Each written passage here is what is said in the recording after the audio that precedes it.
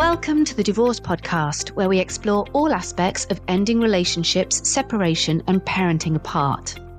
If your marriage or partnership has ended, or you have friends and family who are separating, this podcast is for you. I'm Kate Daly, a relationship counsellor, divorce specialist, and co-founder of Amicable, the online legal service for separating couples. In each episode, we look at relationships and separation from different angles, including the emotional, legal, and social. I'm joined by experts and special guests who share their own unique stories, experience, and tips with the goal of helping people end relationships in a kinder and better way. In this episode, I'm joined by Amicable's divorce specialists, Anthony Syder and Bec Jones, to share tips on coping with not being with your children. Perhaps your child is with their other parent just now, and you may be listening to this on Christmas Day or another special occasion. This episode looks at tips and advice to help you get through. We begin by describing common arrangements for children and focus on typical holiday arrangements and the effects they might have on you as a parent if you don't get to spend this time with your kids.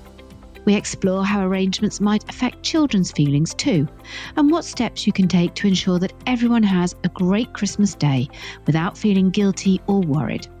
We also share tips on how to approach talking about Christmas or other holiday arrangements with your co-parent and planning things in advance.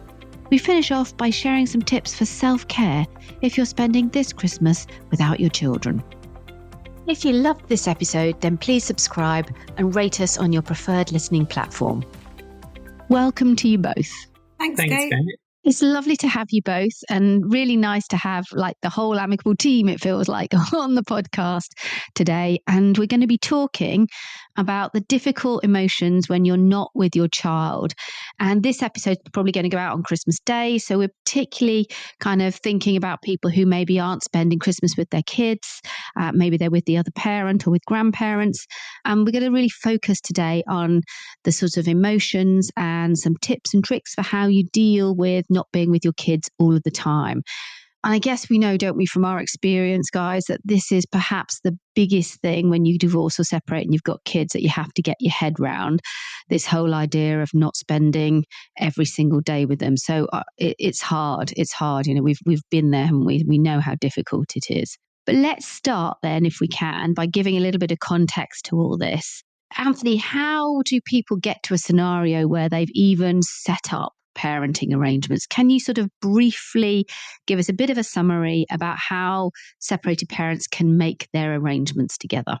Yeah, absolutely. I think it's always really difficult coming up with the initial plan, because there's so many things that you've got to try and organise, try and sort through what things are staying the same. So things like the activities that kids do and those bits and pieces, but also what changes are happening. So often when parents are moving into separate homes, there are changes to their work arrangements. Sometimes people have to work more, and that can be its own challenge in terms of making those arrangements. So the first thing I always say to people is not to expect that you're going to get it 100% right on the first time. It's about coming up with a initial plan, one that feels like it will work well, but also being really open to reviewing that plan, checking in with each other, seeing how it's working in reality when you start to roll it out for the children as well as for yourselves. So often people start that by sort of sitting down and coming up with a plan together, or if that's quite tricky, you can get co-parenting support. So there's services that we offer at Amicable that can help people come up with those initial plans as well. But it's just coming up with a framework that you can then build on, really, and trying to make it as flexible as possible, but at the same time making sure it's pinned down enough so that everyone knows generally what's happening on a week-by-week basis. That's really interesting you say that, because I'd be exactly the same. I'd want to get everything all organised and every little detail done. But you're right, sometimes you've just got to start and let it evolve and see what happens and test. You've got to sort of just try and see, work out what works, what doesn't work. Something that sounds really good on paper or that all the books shout about might be an absolute sort of disaster for your particular family, I guess, mightn't it? Well, yeah, because it's not just yours and your ex-partner's plans. It's also if you've got 2 or 3 kids, you're already talking about making something work for 5 people. Often people, when they separate, need to get additional support from grandparents or another friend from school doing some school pickup. So all of a sudden you've got 5, 6, 7 people that you're trying to make this plan fit for. So I think expecting to get it 100% right on the first attempt is, not normally something that people can achieve. There are normally teething issues and things that you have to adjust. Yeah. And I guess, Beck, that's one of the key sort of characteristics that you need to try and cultivate in yourself, isn't it? That willingness to accept things aren't going to be perfect and that things will go wrong and that it's nobody's fault and you don't have to blame. But those tough emotions you can have as a parent when it's very tempting when things are difficult, particularly in the early stages, to sort of infer meaning where sometimes it's just an accident that something's gone wrong or it's just happened. Talk to us a little bit about the emotions that parents go through. Yeah, and I think you're right, Kate. When you separate from someone, those emotions are always heightened. So when you're making arrangements for your children, you seem to really take them a lot bigger and harder than you would maybe in the real world. So I think it's about trying to understand both people's emotions and understanding that actually things can go a little bit wrong and you can talk about it and come up with a solution to fix it together, because it doesn't mean someone's done anything hugely wrong. It might just be that a pickup went wrong or that timings didn't work. So I think being understanding to your co-parent and putting yourself in those shoes without portioning blame and saying, why did that happen? Just use it as a learning curve, really, to think, right, this has happened. Let's talk about it and make sure we set up some boundaries or we do it in a different way so it doesn't happen again. So I think that's the tough part of emotions with your co-parent. But I think the other emotions, Kate, you're also talking about is that real horrible feeling of not being with your children, because we all have that. And I think that never goes away. I think in the same way people talk about, grief, like that never goes away. You just learn to live with it. I feel like it's quite a similar thing. Those really tough emotions of, I don't want to not see my child. They don't go away, but you have to come up with your own strategies of actually being able to cope with that. And I guess talking about not being with your kids on Christmas Day, if that's happening to people like on this day to day, that is a really, really hard emotional day for people. That special day, that Christmas, you've built up your life with your children. It's Father Christmas. We've got these, things that we do every day. We wake up and we do this on Christmas Day. To take that away is quite hard. So I think you've really got to understand that and actually acknowledge that that is probably going to be a difficult day for everybody, and just understand kind of that that's okay to feel upset, sad, angry. That's all right to feel like that. It's just about being able to manage those emotions yourself as the co-parent, because ultimately we just want our kids to have a great day on all their special days and all their Christmas days and all their time with each other as parents. It's a really good distinction you draw there, Beck, between, as you say, acknowledging it and accepting that it's happening and that is how you're feeling, versus how you then carry yourself into the day and how you manage that emotion and not let it sort of seep out or spoil the day for the children, because they're two really distinct things, aren't they? And I think it's really important that we all share and acknowledge we're not trying to gloss over this. We're not trying to make it happy clappy and, as long as you're doing the right thing for your kids, you'll all feel all right. You won't.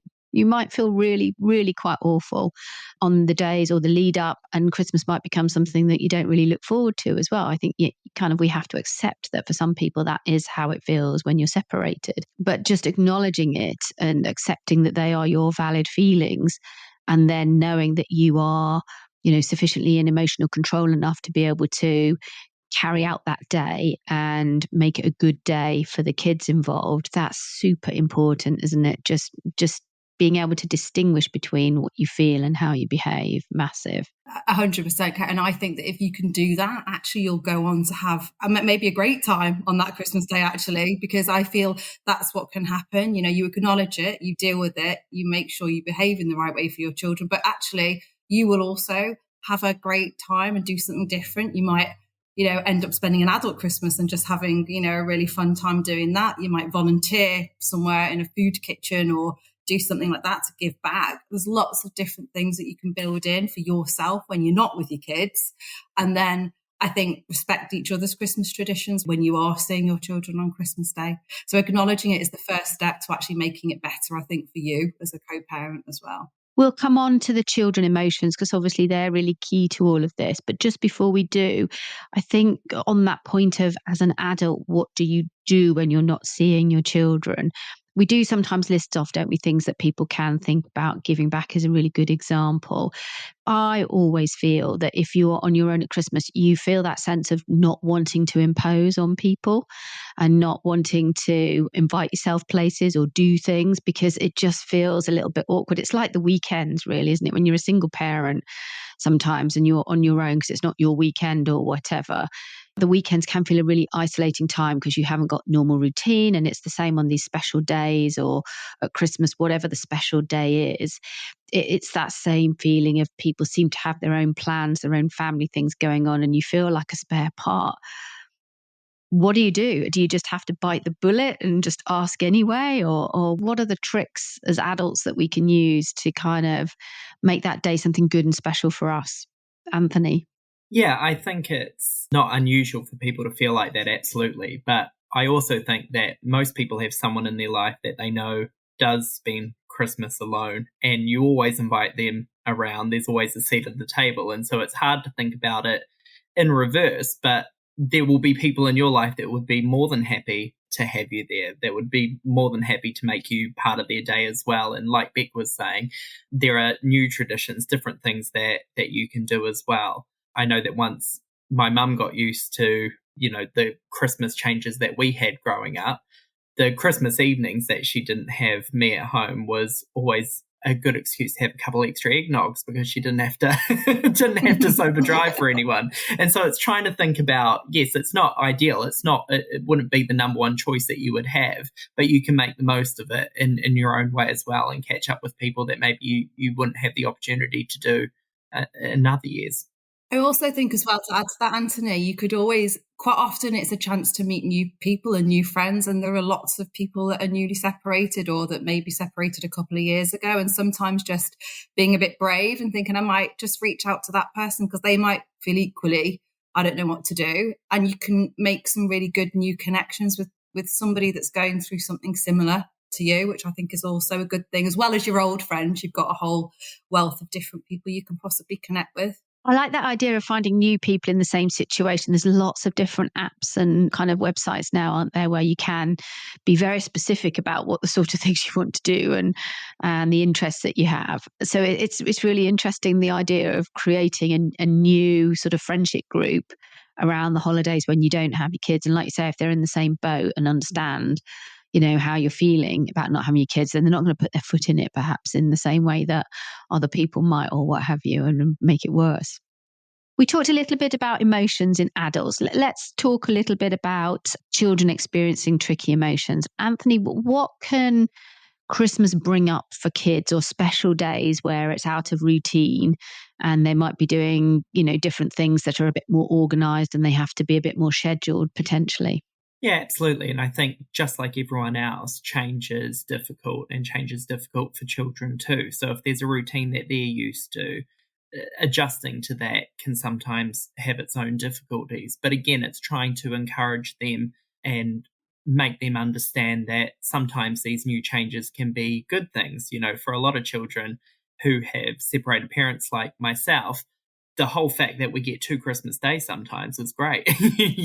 Whether one of those is on Christmas Day and the other one's on Boxing Day, actually, a lot of the things that adults worry about, children don't worry about. So they don't care what day of the week it is. If they've got 2 Christmas days in a row, excellent.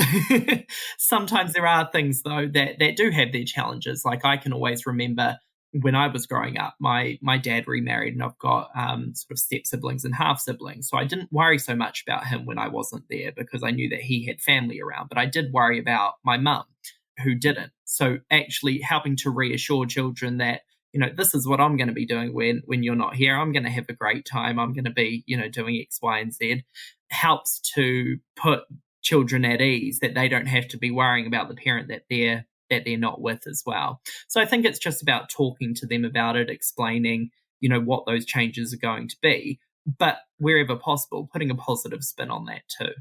It's a really good point, because I can remember when mine were really little and they would go and stay with their dad. My older one would always say to me, "But what are you going to do?"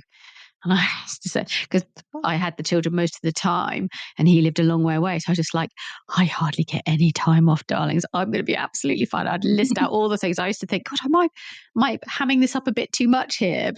But I would genuinely look forward to, that couple of few hours where you'd get actually a bit of time off.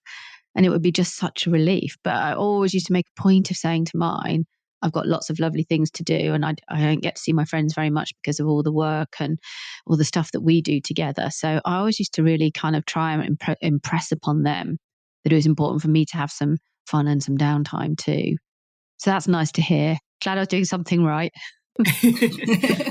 And I think that applies to not just Christmas Day, but other special days throughout the year, and days where those sort of normal or the traditions that you've followed previously might change. But also thinking about it from the child's perspective, because going back to Christmas Day and using that as an example, I understand that a lot of parents feel it's quite important to both have time with the children on Christmas Day, but try and think about what that looks like for them. What will their day look like? So for me growing up, we always did a sort of lunchtime handover on Christmas Day. But with the family I was with in the morning, sometimes I would feel like, oh, things are just getting going and now I'm leaving. What am I missing out on? And similarly, for the family that I was going to, they've already had the morning together. So I sort of feel like I'm coming in midway through that. And so just trying to be conscious of, is this something that will be the best Christmas Day or Easter or whatever it might be for the child? Or actually, is this just because us as adults and what we think those days should look like? It can be challenging, and going back to the emotional side of things, that can be difficult sometimes from an emotional perspective, but it's looking at it from those different points of view. So it's really interesting what Anthony says, isn't it, Bec, that, you've got what his experience was and you've got kids who are like being dropped in and out of scenarios. But how do you cope with that then? What do you do in your family? So I'm divorced as well, and I've been divorced for 10 years, and I'm now in a blended family of 5. So I've had quite a number of years to sort of do the co-parenting at Christmas. And when I first got divorced, it just worked out that the children were with me for most Christmases. It was not something I decided upon. It just worked for us and the kids at that point. So I very luckily had a number of years with my children every Christmas. And then 2 years ago was the first year that they spent Christmas with their dad. So it was my first year of not having any kids at Christmas. And I found it very jarring, like you said, Kate. Even though I've been co-parenting and not seeing my children every other weekend for 8 years, it was still my first experience. And I realized just how hard that was. But actually, it turned out that I had quite a good day. I had quite an adult day. I went round to dinners, drinks and brunch and gosh knows what else for everyone's house at Kingston. So I managed to see a number of friends actually down the road and round and about. So I had a really good time, surprised myself actually. And then, in 2 years this time, I'm going to have my second non-kid Christmas. So I'm actually looking forward to it this time. But I think one thing my kids did say to me, Kate, recently was that they're having their second Christmas with their dad, and he's going to come up with some new traditions, Christmas traditions, because he's got a little boy and a little girl now who are 1 and 3, so super excited for Father Christmas. So my kids are experiencing all that again. And he's actually spoken to them and said, what sort of things have you done at Mum's or at our family in Liverpool? And they've sort of talked about that. And he's, I think, trying to sort of weave in a little bit of the things that maybe they're used to with their new traditions. And I thought that was a really nice way to sort of do their new family Christmas traditions, thinking about what my kids have done previously. So, yeah. It's really interesting, isn't it? Because whether it's Christmas or it's other religious holidays or family special occasions, whatever your sort of things, the days are, we get very kind of focused, don't we, on what we've always done and sticking to what we've always done. And it's really lovely to hear that there's actually an opportunity here. Like whenever a separation or a divorce occurs, I always see it as there is an opportunity to recreate and to have a new beginning of some description or another. And these traditions, as you said, are the perfect opportunity. And what's lovely about your example, I think, is it's involved the kids. Because I know, Anthony, you feel really passionately about the voice of the child and child inclusive decisions. So it's very nice to hear that Christmas doesn't have to be something that's talked about behind closed doors and organised just by the adults, but that actually you can weave in what children want and what the bits that they like, and that don't necessarily have to occur in one house, but could occur in both or whatever it is. And they can feel really part of making it special for themselves, can't they? And it gives them a sense of empowerment. Yeah, absolutely. And I think one of the best things about what you were saying just then, Beck, is that your children can talk to you really openly about what they're going to be doing at their dad's and that they're going to be having a great time. And they're not doing that worrying about what you're going to be doing. So they're free to be themselves, to have a great time, and they're encouraged to have a great time with both of their parents, whichever way around that goes. And that's really important as well, for them to not feel as though they have to downplay the good times that they're having because they're not wanting to upset the other parent. Yeah, that's a really important point, Anthony. Thanks for bringing that up, because it is really tricky, isn't it? Because we all get told, don't we, don't quiz your kids about what's gone on in the other household and, let them just sort of be and all the rest of it. But if you can foster that open dialogue with them, so it just feels natural to chat about stuff and to get them to share what they want to share, rather than you feeling you've got to keep asking them and checking in with them and all the rest of it, then that's great, isn't it? It's not the big stuff that sometimes people worry about. It's all the small stuff that sort of flows in between. I always get really obsessed with presents. And I remember Becca and I had a conversation a couple of years ago about, we literally have spreadsheets of exactly how much you spent on somebody. And not just that, but when they're little, it's about the number of presents, because they haven't got a clue what anything costs, which is why you get such ridiculous Christmas lists. But, it's trying to balance everything up so everyone's stocking looks the same size and they've all got the same number of things to pull out of it. And it's all those little things that actually the kids focus on, isn't it? Not how many hours you're going to be here, there, or whatever. I mean, I think they do care a lot if, like you say, if they spend the whole day in the car traveling between you. That's just annoying, isn't there? And I guess there isn't a perfect solution. And I know we do talk in some of our sessions about splitting the day versus splitting the 2 days versus splitting the week versus splitting the occasion. And there are lots of different ways you can do it. And that's going to depend on things like how close you live to each other and what the atmosphere is going to be like and how many handovers is going to feel acceptable and the age of your kids. So there isn't a perfect way, is there? I get that. But do you think there are some kind of golden rules that people can follow back around what works and what doesn't work? I think, like Anthony said before, you need to think about your children and how it's going to work, focus on them as like if you're far away, if one's going to be having family Christmas in Liverpool and you're down in London, it wouldn't be right to split a day or even 2 days. So I think you need to really focus on your kids and how it's going to be for them in reality. And I think another kind of thing that I'm just going to touch on that we haven't really mentioned before is how important it is for the person who's got the kids at Christmas to maybe get the kids to reach out to grandparents or other family, because that's a really important part for them, isn't it? To know that they can speak to not only their dad or their mum, but if they've usually had a chat with, their granny in Wales or something, they can still do that. So I think it's really important to follow that and just to speak to your co-parent to see what they are used to doing as well on that day. Yeah, that's a good point, isn't it, Anthony? And when you are the parent who's looking after the children, who has the children on Christmas Day, it's making sure that the other parent's acknowledged in that day for them, isn't it? And that if they want to phone or it's right to phone and what have you, that there's that sort of Passover and that contact still, isn't there? And that relationship built and sharing sort of special moments. We always used to do like videos of present opening and things, or we'd do like live opening of a present from dad and what have you, so that my kids could then they'd be online with their dad when they were opening their dad's presents and that kind of stuff. So there's lots of different ways with technology now you can include people who aren't physically there. Absolutely. And that applies across the board as well. So even thinking about things like Father's Day and Mother's Day, or the birthdays of the parents. I mean, you might do it through gritted teeth, but taking your children to get a present for them, even if it's just something small, so that they know that they've got something to give mum when they see her on Mother's Day, or give something to dad when they see him for his birthday, even if it's just a card. So those little things that you may, for good reason, not feel like you want to do anymore, but thinking about it from your kids' perspective and making sure that they're still able to continue with those things. So yeah, Christmas Day, obviously a big one, but thinking about those other occasions too.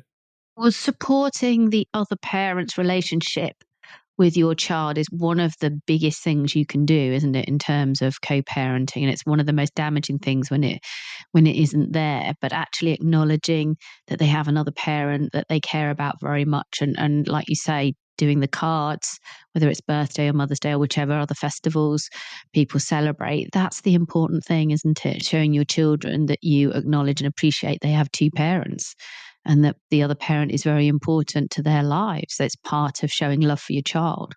Yeah, absolutely. Because regardless of what the day-to-day care arrangements are, whether it's a 50% split or a 60-40% split, you're both 100% parents 100% of the time. And it is about those relationships don't change when the children are with you or when they're with the other parent. And so it's just retaining that consistency for them is crucial, and something that when they become adults, they will look back on and be able to reflect on how that was managed and how the two of you did your best to make that work. I know it's certainly something that, as an adult, I've spent a lot of time, thinking about how that worked for me. I think you're right as well, Anthony, because as another thing that I've noticed is, obviously you two are the most important thing to your kids as mum and dad until maybe they're hitting late teenage years when you're not anymore. But up until that point, you're 100%, the oracle in their lives. And being respectful and positive about your other co-parent to your children, even if you don't feel it, is really, really important, because they don't want to hear anything like that negative about their parent, definitely not from the other parent. So I think it's really important to stay as positive and respectful and have a little moan to your friend about things, privately, to Bit get of it a out. fake it till you make it moment. Yeah, definitely. There's a lot of that, isn't there, in parenting generally, let's face it. Whether you're single parenting or otherwise. But yeah, no, I really like the way you put that, Anthony, that whatever the shared care arrangement is, however much of the care you do or don't have, 100% of a parent, 100% of the time, irrespective of time spent, that's a really nice way of looking at it, isn't it? Because you are, and you can be a parent in so many ways, irrespective of how much time you actually spend with your child. And it might be you can't spend time. There might be work commitments or distance things that prevent you from spending the time. It doesn't make you any less of a parent. And it's really important that both parents acknowledge that it's not about the number of minutes spent. It's about the quality of the relationship and the bond ultimately that you have. And that you still have a big impact, both of you, no matter how much time. Because I think people worry about that, don't they? Well, if I'm not going to see my children, does that lessen my impact in terms of how I'm going to parent? It doesn't. It doesn't. You can still have an equally important. And relationships ebb and flow, don't they? There are different stages in a child's life where one or other parent becomes more primary to them. And that's not just sort of the cliched things about young kids or anything, but you know yourselves as adults, how your relationship fluctuates with either parent, irrespective of who you're more similar to or closer to. There are different moments in your life when you need the skills and the love of each of the different parents at each of the different times. I think that's really important to hold on to as well, because I guess the other part about this is, you can have, this becomes a generational thing, doesn't it? So if you are the child of divorced parents, this Christmas or this festival thing is the gift that keeps on giving, isn't it? Because as an adult child, if you're then navigating, separated parents as an adult and you've got your own family, the layers of complexity become even deeper, don't they? Because you've got to try and you've got to understand what your own kids want, and then you've got granny and grandpa who might be separated, and it starts to become huge. So I guess the issue here is perhaps an issue we often come back to about trying to communicate in a respectful way, in an open way, and trying to get things organised and out there on the table as early as possible. I used to dread the end of the summer because it was literally like kind of Russian roulette. Who was going to bring up the Christmas word first and start to have those discussions of what it's going to look like, and when all the arrangements are going to be made. But yeah, it used to be a very abrupt end to the summer. But the earlier you can do it, I guess, the better ultimately. Yeah, I was just going to say, I think that's a really important point, is that, if Christmas didn't go well or a birthday didn't go well, maybe not bringing it up straight away, let it sink in a little bit, give yourself some time to think about it, but also making sure that you are discussing that with plenty of time to be able to go through options so that it doesn't feel last minute. People haven't got sort of leave booked or holidays booked. You've got time to revisit it. And sometimes I think a really good co-parenting relationship is one where they build in having a annual check-in of your parenting plans in general. Is this still working? What's changed? Because plans that you make for your child when they're 5 years old, probably not going to work when they're 15. So having a sort of annual check-in to see, is this still working the best way it can be for all of us? Are there things that maybe we need to reconsider? Then it's not coming as a shock. You're not waiting for who's going to bring it up first, because it's just a known thing that we will be having this conversation. It's always easier to come to an agreement and sort things out before they happen, rather than last minute trying to do it in the moment. Yeah, I think, Kate, you said, being open and being able to communicate really helps people to make these arrangements, because you will continue to have to do it. In fact, I was chatting to a friend earlier this week who said, I'm just waiting for the sign off for like my summer holiday. I want to go, 2 weeks away, but you still do have to check in and make sure these things, and that will continue. You can't just last minute do things like maybe you would, which sometimes can feel hard. So I think just accepting that and knowing that if you can talk early, communicate early and make these plans, it's much easier for everybody. I think you're right. I think it's one of the biggest changes, isn't it? There's a sort of spontaneity you can have as a parent set that are together, because you can just, you're there, you're talking all the time. But when you're separated, it doesn't require a lot more deliberate thinking about, a lot more forward planning. And it is right. It's stuff like you've got to get leave organised at work. I know we always have it, don't we? I mean, obviously, we should be good at this at Amicable, because a lot of us are separated parents. But it's always trying to work out who needs what time, and accepting that sometimes people need to actually put it in really quite early on in the year, don't we? Sometimes we have to plan summer quite early on, and then we've got to think about, who's going to be around and who's not. So it can be tough, because you've got to obviously negotiate that with your workplace and other colleagues and that kind of stuff as well. And it's sometimes, as a separated parent, you do feel like you are juggling so many different people's interests, aren't you? Trying to keep it all in your head is just like just a spreadsheet is needed. Or your partner may well have an ex-partner and they've got work. It can grow and grow, can't it, in terms of like these blended families, which are so common now. So yeah, it's like when you're buying a house, isn't it? You're in a chain and you're trying to go back all the way down the chain. It's exactly the same as that, isn't it? Where, you're just trying to make it, you've all got to be in step together. And it is complicated.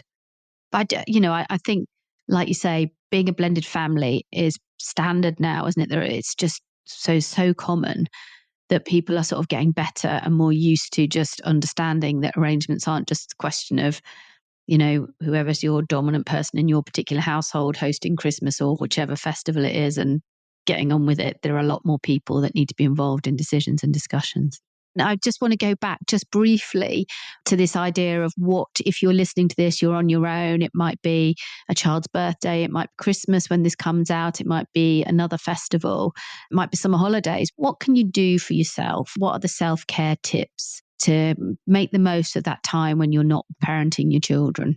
I guess that, what makes you feel good, and thinking about what self-care, is it reading a good book? Is it going for a walk with a friend, or is it doing something social? I think try and think about what makes you feel good and have a plan. And if that's being by yourself and enjoying a bath and a book and a glass of wine, that's fine. But, to get plans in place and make sure you've got something so you are providing the right self-care to you, I think is a good point. And talking to friends, I think, is also really important. Getting some good help and advice. And if you can't get that from your friends, there's always therapeutic help you can seek as well to help your mental health and make sure you're feeling good too. That mental health thing is a really important point, because now there's literally high street sort of stores for mental health. You literally can walk in off the street and book a 60-minute session there and then. And that's been a huge change. Therapy used to be quite a big deal to organise and everything else. It's not. And lots of people's workplaces have workplace counselling provision and that kind of stuff as well. So it's becoming much easier to access support. And certainly we can put sort of mental health support in the show notes as well. So if anybody is really struggling and feeling like they do need to speak to somebody, whether that's because they're feeling really down or whether it's just because they value having a third person who isn't known to them speak to them, then absolutely we've got those resources available to help. I know some people who are separated when they don't have their children. They know that doing Christmas-based things might make themselves upset. So they just throw the traditions out the window, and it might be a good time to go somewhere warm. There's going to be go on a bit of a holiday. There'll be no one there. It might be cheaper. You don't have to do the Christmassy things. It could be a time where you do something completely different if that's what you think will be best for you. Yes, absolutely. I think it's down to you, isn't it? I think I like the idea of just being spontaneous. So for me, my life feels so planned and organised within a centimetre of its life. I just think that if ever I don't have my kids, I just like the whole idea that I can just go anywhere, do anything, literally, and that gives me a thrill. Yeah, even if it's just going into London to some random place I haven't been to for ages, I just think I can just do this. I don't need to tell anybody where I'm going. I don't need to tell anyone where I'm going to be back. I don't need to organise a lift for anybody. I can just go. It's great. Small things. And I think be kind to yourself as well, Kate, and don't sort of beat yourself up about feeling a certain way. I think it's okay to feel like that. And, if you do feel a bit down on Christmas Day, that's okay. You need to sometimes go through those feelings, and that's not a bad thing. You might do something great on Boxing Day, but just be kind to yourself and allow yourself to feel those feelings. Yeah, I think it's a really well-rounded person who can sit with their own emotions and not be frightened of them, isn't there? And there's always a bit of gratitude journaling you can do as well, that kind of stuff. I like a bit of that. So remembering the things that you're grateful for. Excellent. Well, listen, it's been wonderful chatting to you both about this. It's such a big topic, isn't it, this time of year, making sure that people have got their arrangements in place. And I think one of you mentioned we do offer help and support. And if it's a different holiday, same goes, doesn't it? Whether it's birthdays, summer holidays, whatever it is, if you need help getting your arrangements in place to make them child sensitive and child focused, then definitely give us a call. Brilliant stuff. It's been lovely chatting. Thanks very much for joining me, guys. Don't forget, everybody, if you like the podcast, you can subscribe at thedivorcepodcast.com or from any of your favourite listening channels. Bec, Anthony, thank you very much for joining me, and thank you, everybody, for listening.